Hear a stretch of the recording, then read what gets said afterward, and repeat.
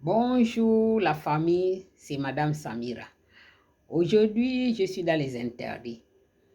Il est interdit une femme de porter les habits de son mari, soit de son copain.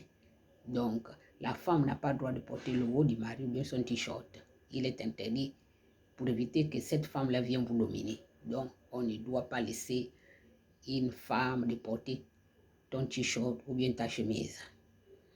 Il est interdit de laisser l'enfant aller manger la nourriture de n'importe qui, même à l'école. Il change de nourriture avec d'autres enfants. Il est interdit pour éviter qu'on en foute ton enfant. Il est interdit de ramasser l'argent par terre pour éviter que tu soulèves un fardeau. Donc, éduquer les enfants. Il est interdit de prêter le bic à quelqu'un. Il est interdit de manquer de respect à les élus de Dieu. Une reine, un chef, il y a le respect. Les élus de Dieu, on ne les manque pas de respect. Parce qu'il y a la colère de Dieu, il y a la colère des génies, il y a la colère des ancêtres. Ça veut dire qu'un élu, ce n'est pas n'importe qui. Donc aujourd'hui, la jeunesse d'aujourd'hui est dans le manque de respect. On peut dénoncer, c'est bien, mais on n'a pas dit d'injurier.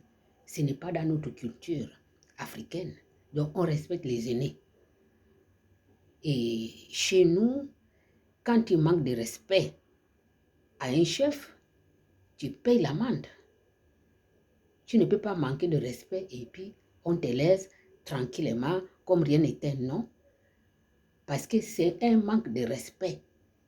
Donc quand tu manques de respect, tu sais que tu mets les gens en colère.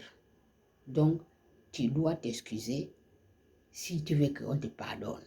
Si tu ne t'excuses pas, tu sais là où ça va t'amener. Voilà pourquoi on éduque les enfants de ne pas manquer de respect aux aînés. Pourquoi ça se passe en ces moments qu'il y a un laisser-aller? Chacun prend son téléphone, il vient dire ce qu'il veut. Et je me souviens que j'étais consultant Africa numéro 1 quand on faisait